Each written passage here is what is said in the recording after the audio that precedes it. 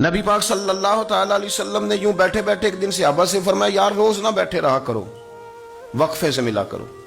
کچھ لوگ زیادہ ساتھ رہنے لگتے ہیں تو ادب نہیں نہ رہتا، ان کو احساس نہیں ہوتا کہ میں کیا کر رہا ہوں۔ تو نبی کریم صلی اللہ تعالی علیہ وسلم نے صحابہ کے مجمع پہ نظر ڈال کے فرمایا، حضور فرمانے لگے روز نہ ملا کرو، وقفے سے ملنے سے محبت بڑھتی ہے۔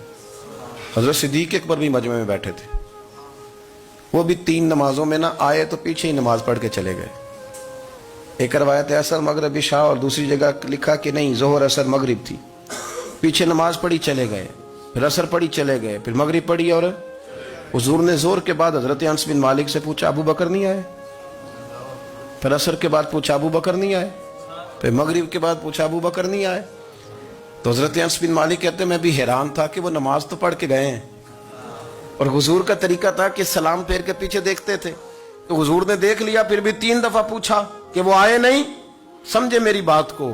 حضور فرما رہے ہیں نماز پڑھنے تو ساری دنیا ہی آتی ہے، وہ تو اسپیشل آیا کرتا تھا، وہ آیا نہیں؟ آئے نہیں جناب صدیق اکبر؟ تو حضرت انس کہتے میں نے جا کے دروازے پہ دستک کی، حضرت انس قریب رہتے تھے نا حضور کے، تو نبی پاک کے لاڈلے تھے، تو پھر لوگ بھی ان کا لاڈ دیکھتے تھے کہ یہ حضور کا قریبی ہے۔ تو کہتے میں نے دروازے پہ دستک دی تو حضرت ابو بکر صدیق فرمانے لگے کیسے آئے ہو؟ میں نے کہا یار آپ چنگے سیانے بندے، حضور نے 3 دفعہ پوچھا ہے، 3 دفعہ پوچھا ہے۔ تو حضرت سیدنا ابو بکر صدیق دوڑے آئے، حضور حکم ہو؟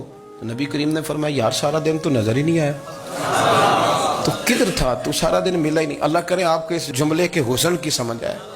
آپ دیکھیں جو چاشنی یہاں ٹپک رہی ہے، جو وقار یہاں ٹپک رہا ہے، ذرا اس کا مزاج تو دیکھیں، اور یار تو نظر ہی نہیں آیا سارا دن۔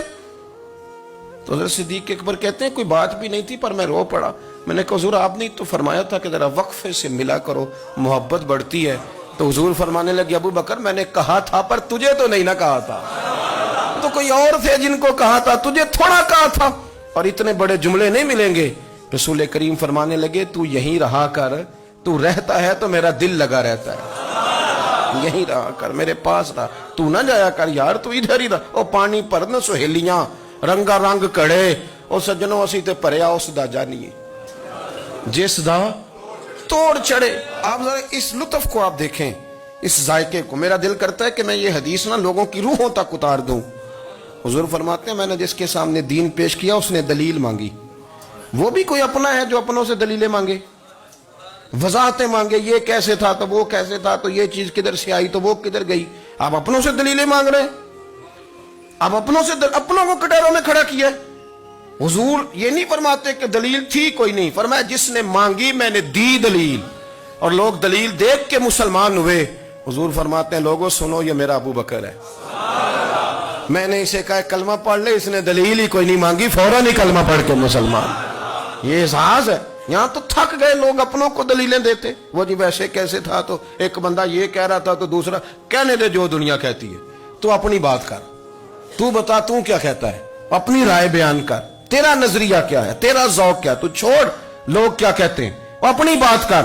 اگر ابو بکر صدیق لوگوں کے کہنوں پہ چلتے تو مکہ تو سارا کچھ اور کہہ رہا تھا، اس وقت تو کچھ تھا ہی نہیں جو کہتا کہ نہیں تو ٹھیک چل رہا، دنیا ساری کچھ اور کہہ رہی تھی، لیکن صدیق اکبر کہہ رہے تھے نہیں نہیں، سچ وہ ہے جو مدینے والے رسول فرماتے ہیں، سچ وہ ہے جو میرے آقا نے فرمایا ہے۔ اپنی زندگی میں انہوں نے بتایا لوگوں کو کہ دین کا مزہ لینا ہے تو پھر ذرا غلامی کر کے آتا ہے، پھر ذرا پورا پیار کر کے آتا ہے، پھر پوری محبت دے کے پھر غلامی کا مزہ